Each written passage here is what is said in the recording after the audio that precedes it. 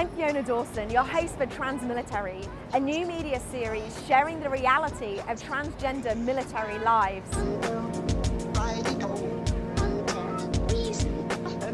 These heroes, heroines, and all in between face stigma and discrimination simply because, like all military personnel, they want to serve the country they love.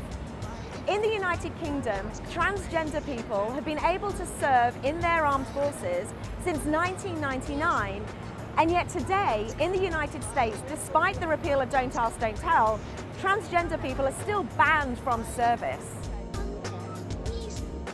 I'm Allison Robinson. I'm a 1994 graduate of West Point, and I served in the Army in Germany and the Middle East and in Korea. I've been a part of the fight for full equality in our military for a long time, and I know that the time is now for transgender people to take the lead in the fight for their right to serve. What is the situation like today for trans people in the military? Well, it's actually even worse than Don't Ask, Don't Tell. Anyone whose gender presentation doesn't match up with what the chain of command imagines that it should be, or that colleagues imagine that it should be, runs the risk of being interrogated in this way.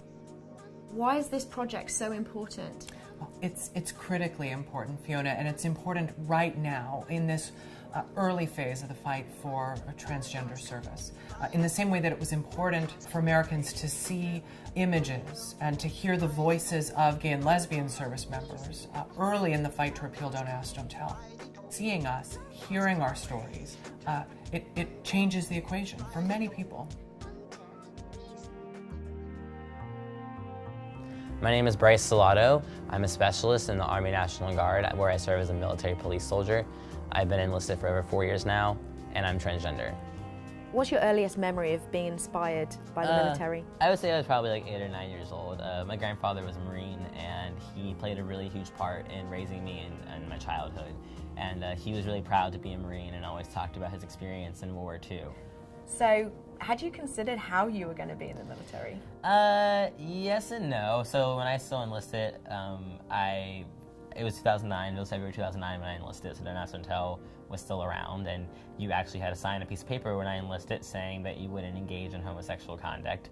I just enlisted because, I wanted to serve. 9/11 really struck with me, and I wanted to carry on my family name in the military.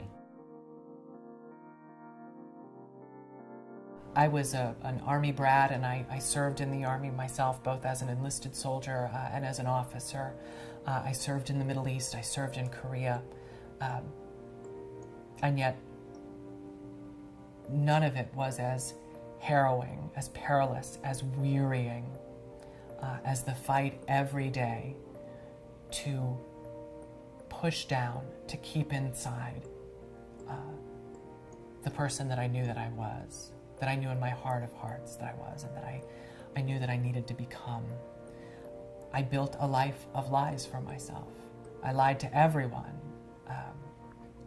Today, I am open and honest with the world about who I am. The difference between the two is the difference between life and death for me. It's the difference between living a real life and living a life that's not really worth living. Getting discharged would be hard, it'd be rough, but I've kind of come to accept that it's a very real possibility. And because I do choose to live my life very openly, I've always knew that it was a possibility. What is it about the military that makes people give up so much to serve? I think for a lot of folks, and this was true for me, just being part of something bigger than yourself. Being part of something that, not many people have been a part of or can say they have been a part of, and wanting to, do something more than go to college and have a typical career, or, using the military to go to college and have a better career. So I really think just the growth opportunities that you have, the opportunities to meet friends you'll never lose, you'll always be brothers and sisters in arms. No one goes into the military imagining that they're going to be able to transition. Nevertheless, each one of those people makes a choice every single day to endure pain and suffering greater than is necessary for no reason other than to be able to protect you and I and our society and the institutions that matter to us. So why is the time right to do this project right now? Well, the time is perfect to do this project right now.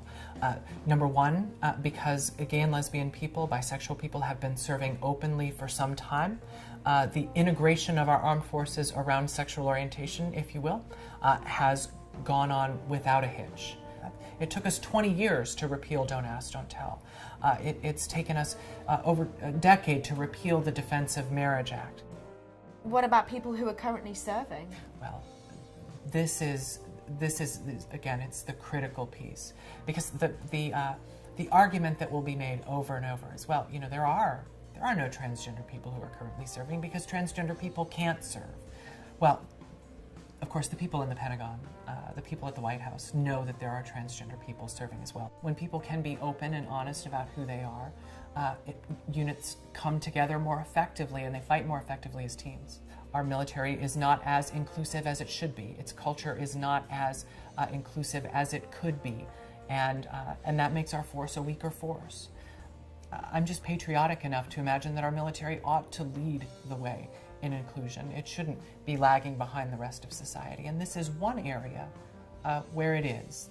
I am transgender and have transgender friends in the military, and we should all be able to serve the country that we love.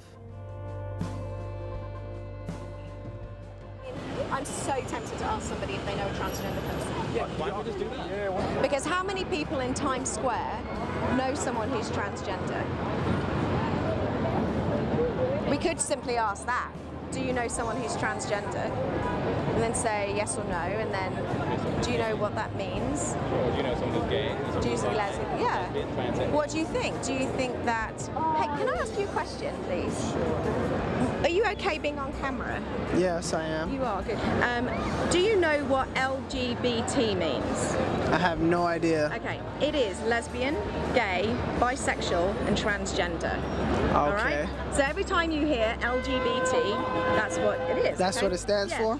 Do you know anyone who's transgender? I have no. I think showing them, the transgender people who are serving with honor today, those who have served with courage and distinction in the past, I think it has the potential not just to change the way they think about transgender military service, but to change the way they think about transgender people. That could change our whole culture for the better. Okay, so now let's talk about transgender people in the military. Do you think that they should be allowed to serve openly? I mean, to be honest, I think we all should be accepted for who we are and what we can do. If you can serve to protect us, you should be open about your sexuality or your gender. It's crazy how you can't right now today. I like that. That's good. Yeah. Some of these names listed here could well be transgender service members. You ready?